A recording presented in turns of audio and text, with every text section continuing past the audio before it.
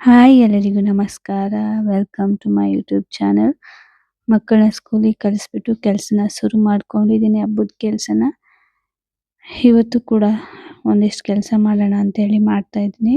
ಬೆಳಿಗ್ಗೆನೆ ಬೆಡ್ಶೀಟ್ಸ್ ಎಲ್ಲ ಕ್ಲೀನ್ ಮಾಡಿದ್ದೆ, ಯಾವುದೂ ಕ್ಲೀನ್ ಮಾಡಿಲ್ಲ ಅದನ್ನು ಮಾತ್ರ. ಮತ್ತು ಕಾರ್ಪೆಟ್ಸು ಮತ್ತು ಮ್ಯಾಟ್ಗಳು ಇದನ್ನೆಲ್ಲ ಕೂಡ ಇವಾಗ ಕ್ಲೀನ್ ಮಾಡಿ ಒಣಗ್ತಾ ಇದ್ದೀನಿ. ಬಿಸಿಲು ಮಾತ್ರ ತುಂಬ ಚೆನ್ನಾಗಿ ಬಂದಿದೆ, ಅದಕ್ಕೆ ಒಣಗಲಿ ಚೆನ್ನಾಗಿ ಅಂತ ಹೇಳ್ಬಿಟ್ಟು ಬೆಳಗ್ಗೆನೆ ಶುರು ಮಾಡ್ಕೊಂಡಿದ್ದೀನಿ ಬಟ್ಟೆ ಕ್ಲೀನ್ ಮಾಡೋದು. ಹಂಗೆ ತರಕಾರಿ ತರೋ ಬ್ಯಾಗ್ಗಳನ್ನು ಕೂಡ ಕ್ಲೀನ್ ಮಾಡಿಬಿಟ್ಟೆ, ಅದು ಕೂಡ ತುಂಬ ಕೊಳೆ ಆಗಿತ್ತು. ಹಾಗೆ ಕ್ಲೀನ್ ಮಾಡಿಬಿಟ್ಟು ವಾಷಿಂಗ್ ಮಿಷಿನ್ಗೆ ಬಟ್ಟೆ ಹಾಕಿದ್ದೆ. ಅದು ಕ್ಲೀನ್ ಮಾಡೋ ಅಷ್ಟರಲ್ಲಿ ನಾನು ಕೈಯಲ್ಲಿ ವಾಶ್ ಮಾಡಿ ಹಾಕಿ ಫ್ರೆಶ್ ಅಪ್ ಆಗಿ ಬಂದು ಅದನ್ನು ಕೂಡ ಇವಾಗ ಒಣಗ್ತಾ ಇದ್ದೀನಿ. ತುಂಬಾ ಬಟ್ಟೆಗಳಿತ್ತು, ಒಣಗಕ್ಕೆ ಜಾಗನೇ ಇಲ್ಲ, ಅಷ್ಟು ಬಟ್ಟೆಗಳನ್ನ ಇವತ್ತು ಕ್ಲೀನ್ ಮಾಡಿದ್ದೆ. ನೆನ್ನೆನೂ ಕ್ಲೀನ್ ಮಾಡಿದ್ದು ಒಣಗಿರಲಿಲ್ಲ, ಅದನ್ನು ಕೂಡ ಇಲ್ಲೇ ಹಾಕಿ ಬಟ್ಟೆ ಮೇಲೆ ಬಟ್ಟೆ ಹಾಕಿ ಒಣಗ್ತಾ ಇದ್ದೀನಿ. ಇವಾಗ ನಾನು ರೆಡಿಯಾಗಿ ಹೊರಡಬೇಕು. ಎಲ್ಲಿಗೆ ಅಂದರೆ ಸ್ಯಾರಿ ತರಕ್ಕೆ ಹೋಗ್ತಾ ಇದ್ದೀನಿ. ಲಕ್ಷ್ಮೀ ದೇವಿಗೆ ಸ್ಯಾರಿ ತರಬೇಕು, ತಂದೆ ಇಲ್ಲ. ತರೋಣ ಅಂದ್ಕೊಂಡು ಮನೆ ಕೆಲಸ ಮಾಡ್ತಾ ನಿಂತ್ಕೊಂಡ್ಬಿಟ್ಟಿದ್ದೀನಿ. ಅದಕ್ಕೆ ಇವತ್ತು ಹೋಗಲೇಬೇಕು. ಹಬ್ಬ ಇರೋದು ಇನ್ನು 3 ದಿನ ಇದೆ, ಅಷ್ಟರಲ್ಲಿ ನಾನು ತರಲಿಲ್ಲ ಅಂದರೆ ಇನ್ನೂ ಕಷ್ಟ ಆಗುತ್ತೆ ಅಂಥೇಳಿ ಹೊರಡ್ತಾ ಇದ್ದೀನಿ. ತಿಂಡಿ ಎಲ್ಲ ಮುಗಿಸ್ಕೊಂಡು ಹೊರಟೆ.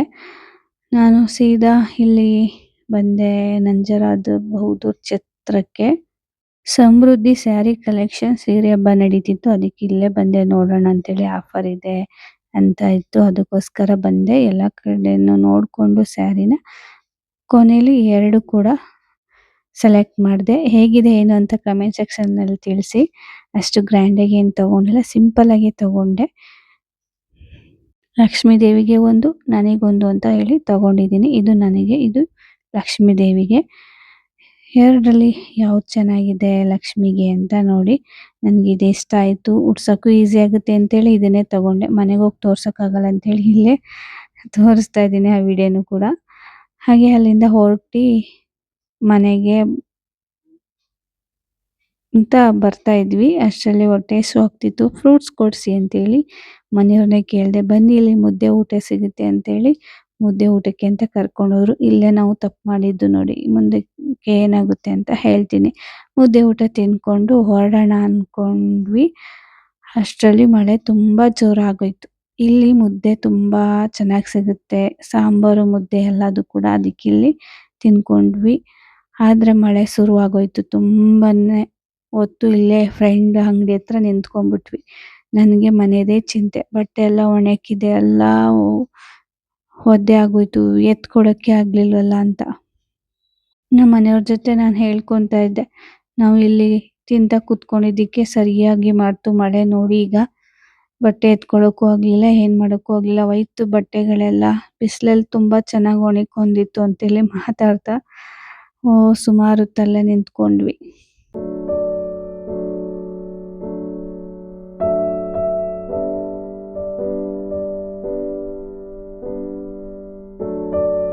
ಇನ್ನು ಮಕ್ಕಳು ಕರ್ಕೊಂಬರೋಕ್ಕೆ ಅಂತ ಅವರು ಹೊರಟ್ರು. ಇನ್ನು ನಾನು ಈ ಕಡೆಯಿಂದ ಆ ಕಡೆಗೆ ನಮ್ಮ ಮನೆಗೆ ಹೋಗಿ ಕ್ರಾಸ್ ಮಾಡೋಕ್ಕೆ ಅಂತೇಳಿ ಒಂದು 20 ಮಿನಿಟ್ಸ್ ತೊಗೊಂಡೆ. ಅಷ್ಟು ವೆಹಿಕಲ್ ಆಗೋಯ್ತು.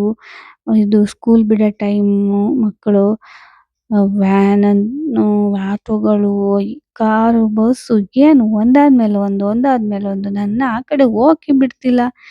ಎಷ್ಟೊತ್ತು ನಿಂತ್ಕೊಂಡೆ ಅಂದರೆ ತುಂಬ ಹೊತ್ತು ನಿಂತ್ಕೊಂಡ್ಬಿಟ್ಟೆ. ಇಲ್ಲೇನು ಟ್ರಾಫಿಕ್ದು ಏನು ಸಿಗ್ನಲ್ ಗಿಗ್ನಲ್ ಏನಿಲ್ಲ ಇಲ್ಲಿ, ಆದರೆ ತುಂಬ ಕಷ್ಟ ಆಗೋಯ್ತು. ನನಗೂ ನಿಂತು ಬೇಜಾರಾಗಿ ಇನ್ನು ಹೊರಟೇ ಬಿಡೋಣ ಅಂತೇಳಿ ಹೊರಟು ಬಂದೆ ಈ ಕಡೆಗೆ. ಈ ಕಡೆಯಿಂದ ಬಂದು ಇನ್ನು ಆ ಕಡೆಗೆ ಹೋಗೋಕ್ಕೂ ಕೂಡ ಅಲ್ಲೂ ಕೂಡ ಒಂದು 2 ನಿಮಿಷ ನಿಂತ್ಕೊಂಡೆ. ಮಳೆ ಬಂದಾಗ ರೋಡು ಕಿತ್ತೋಗಿರೋದು ಹೇಗೆ ಕಾಣಿಸುತ್ತೆ ನೋಡಿ. ಇನ್ನು ಮನೆಗೆ ಬಂದೆ. ಸಾಕಾಗೋಯ್ತು ನನಗಂತೂ. ಅಲ್ಲಿಂದ ತಪ್ಪಿಸ್ಕೊಂಬರೋ ಅಷ್ಟರಲ್ಲಂತೂ ಅಯ್ಯೋ ದೇವ ಅನಿಸ್ಬಿಡ್ತು. ಎಷ್ಟೊಂದು ಟೈಮ್ ತೊಗೊಂಡೆ ಅಂದರೆ ತುಂಬಾ ಟೈಮ್ ತೊಗೊಂಡೆ. ಎಷ್ಟೊಂದು ವೆಹಿಕಲ್ಲು. ಮಳೆ ಬಂದಾಗ ರೋಡ್ ಹೆಂಗೆ ಕಾಣಿಸುತ್ತೆ ನೋಡಿ, ಕಿತ್ತೋಗಿರೋದೆಲ್ಲ. ತುಂಬಾ ಟೈಮ್ ತೊಗೊಂಡೆ ಮಾತ್ರ.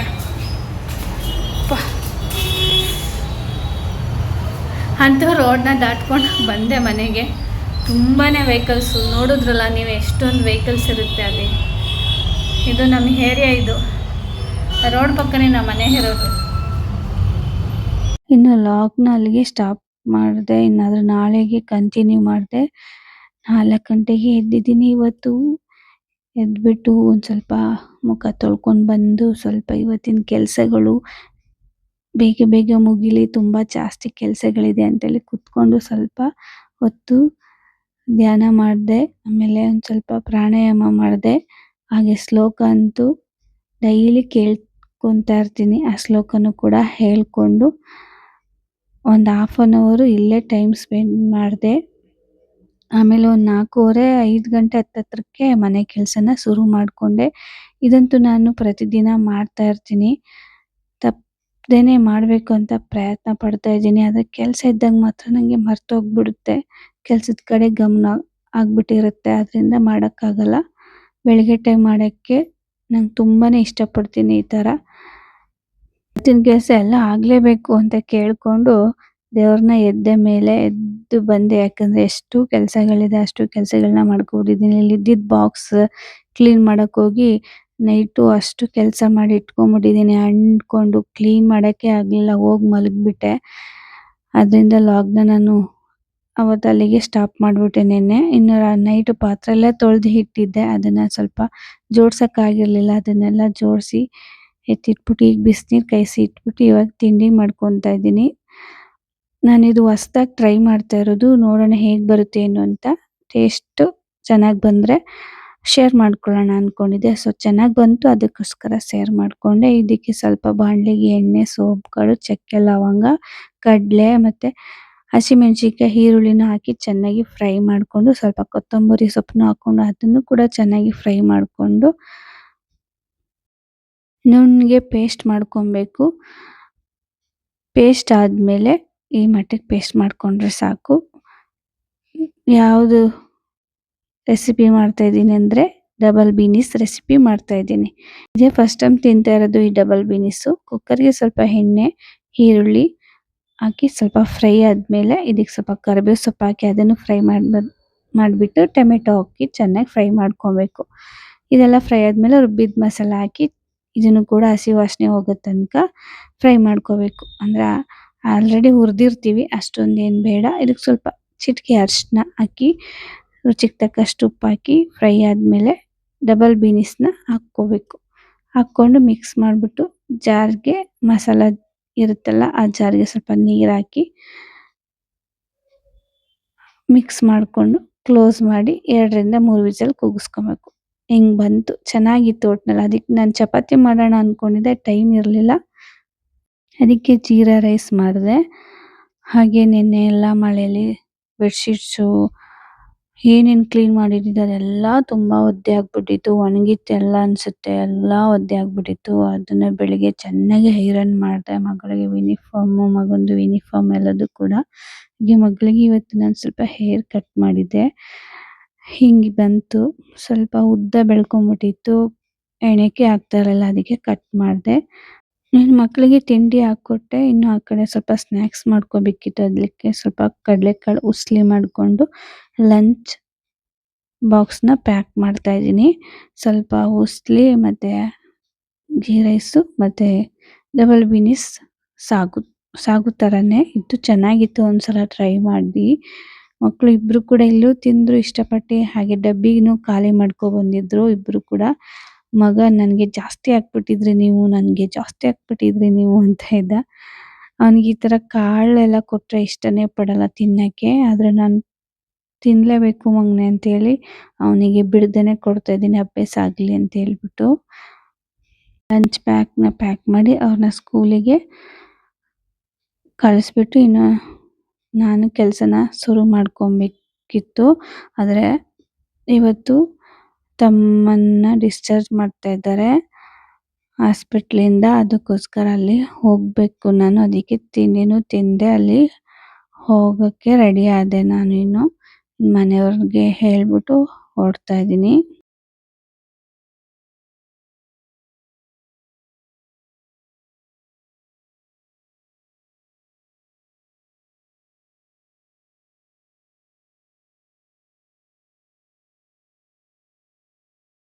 ಹೋಗ್ಬೇಕಾದ್ರೆ ಸ್ವಲ್ಪ ಹಣ್ಗಳನ್ನ ತಗೊಂಡೆ. ಆದ್ರೆ ಹಣ್ಣಿನ್ ರೇಟ್ ಕೇಳಕ್ಕೆ ಹೋಗಂಗಿಲ್ಲ ಇವತ್ತು ಅಷ್ಟು ರೇಟ್ ಇತ್ತು. ಎಷ್ಟು ಹದ ಮಾಡಿದ್ರು ಕಡಿಮೆನೇ ಮಾಡ್ಕೊಳ್ಳಿಲ್ಲ. ಪೊಮಗ್ರಾನೇಟು ₹150 ಇದ್ದಿದ್ದು ₹200 ಮಾಡ್ಕೊಂಬಿಟ್ಟವ್ರೆ.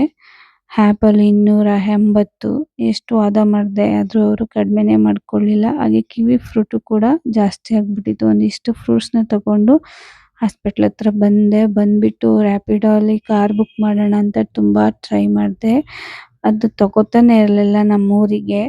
ನಂಜನಗೂಡು ಅಂತ ಹಾಕ್ದೆ ತಗೊಂತು. ಆಮೇಲೆ ಫೋನ್ ಮಾಡಿದೆ. ಸರ್ ಹಿಂಗೆ ಅದು ತಗೋತಾ ಇಲ್ಲ ಅದಕ್ಕೆ ನಂಜನಗೂಡು ಅಂತ ಹಾಕ್ಕೊಂಡಿದ್ದೀನಿ ಅಂತಲೇ ಎಷ್ಟು ತೋರಿಸ್ತಿದೆ ಅಮೌಂಟು ಅಂತ ಹೇಳಿದ್ರು. ಒಂದು 600 ತೋರಿಸ್ತಿದೆ ಅಂತ ಹೇಳಿದೆ. ಅದಕ್ಕೆ ಬರಲ್ಲಮ್ಮ ಅಷ್ಟೊಂದು ತೋರಿಸಿದ್ರೆ ನಾವು ₹1,500 ತಗೋತೀನಿ ಅಂತ ಹೇಳಿದ್ರು. ನಾನಿನ್ನು ಅವ್ರಿಗೆ ಲಾಸ್ ಆಗುತ್ತಲ್ಲ ಅಂತೇಳಿ ಜಾಸ್ತಿ ಮಾತಾಡಕ್ಕೆ ಹೋಗಲಿಲ್ಲ. ಇನ್ನು ನನ್ನ ತಮ್ಮನೇ ಅವ್ನ ಫ್ರೆಂಡಿಗೆ ಫೋನ್ ಮಾಡಿ ಬಾ ಅಂತ ಹೇಳ್ದೆ. ಅವನು ತುಂಬ ಲೇಟ್ ಆಗುತ್ತೆ ಸ್ವಲ್ಪ ನಾನು ಬೇರೆ ಕರ್ಕೊಬಂದ್ಬಿಟ್ಟಿದ್ದೀನಿ ಪ್ಯಾಸೆಂಜರ್‌ನ ಅಂತ ಹೇಳ್ದೆ. ಸರಿ ವೆಯ್ಟ್ ಮಾಡ್ತೀನಿ ಬಾ ಅಂದ. ನಾವು ಆಟೋದವ್ರಿಗೆಲ್ಲ ಕೇಳಿದ್ವಿ. ಬಟ್ ಎಲ್ಲ ₹1,500 ಅಂತಾನೆ ಹೇಳಿದ್ರು. 28 ಕಿಲೋಮೀಟ್ರಿಗೆ ಅಷ್ಟೊಂದು ತಗೋತಾರಲ್ಲ ಅಂತ ಹೇಳಿ ನಾನು ತುಂಬ ಹೊತ್ತು ಅಲ್ಲೇ ಕಾದು ಹಂಗೆ ಹೊಟ್ಟೆ ಹಸ್ವಾಗ್ತಿತ್ತು ಅಂತೇಳಿ ಅಲ್ಲೇ ಹೋಟೆಲ್ ಸ್ವಲ್ಪ ಇಡ್ಲಿ ತಕ್ಕೊಂಡು ತಿಂದ್ಕೊಂಡೆ. ಆಮೇಲೆ ಅಮ್ಮ ಅಲ್ಲಿದ್ದವ್ರನ್ನೆಲ್ಲ ಪರಿಚಯ ಆಗ್ಬಿಟ್ಟಿದ್ರು. ಹಂಗೆ ನಮ್ಮ ರಿಲೇಷನ್ ಒಬ್ರು ಕೂಡ ಅಲ್ಲೇ ಅಡ್ಮಿಟ್ ಆಗಿದ್ರು. ನಮ್ಮ ಮಾವನ ಮಗ ಅವರು. ಅವ್ರನ್ನು ಕೂಡ ಮಾತಾಡಿಸ್ಕೊಂಡು ಇನ್ನು ಅಮ್ಮನಿಗೆ ಹೇಳಿದೆ ನಂಗೆ ತುಂಬ ಕೆಲಸ ಇದೆ ಮನೇಲಿ ನಾನು ಹೊರಡ್ತೀನಿ ಅವ್ನು ಬರೋ ತನಕ ನಾನು ಕಾಯೋಕ್ಕೂ ಆಗಲ್ಲ ಅಂತೇಳಿ ನಾನು ಅಲ್ಲಿಂದ ಬಂದೆ. ಹೋಗ್ಬೇಕಾದ್ರೆ ಆಟೋದಲ್ಲಿ ಹೋಗಿದ್ದೆ, ಬರಬೇಕಾದ್ರೆ ಬಸ್ಸಲ್ಲಿ ಬಂದೆ. ಫ್ರೆಂಡ್ಸ್ ಇದಾಗಿತ್ತು ಇವತ್ತಿನ ಲಾಗ್. ಈ ಲಾಗ್ ನಿಮಗೆ ಇಷ್ಟ ಆಗಿದ್ರೆ ದಯವಿಟ್ಟು ನನ್ನ ಚಾನಲ್ನ ಸಬ್ಸ್ಕ್ರೈಬ್ ಮಾಡಿ. Thank you for watching.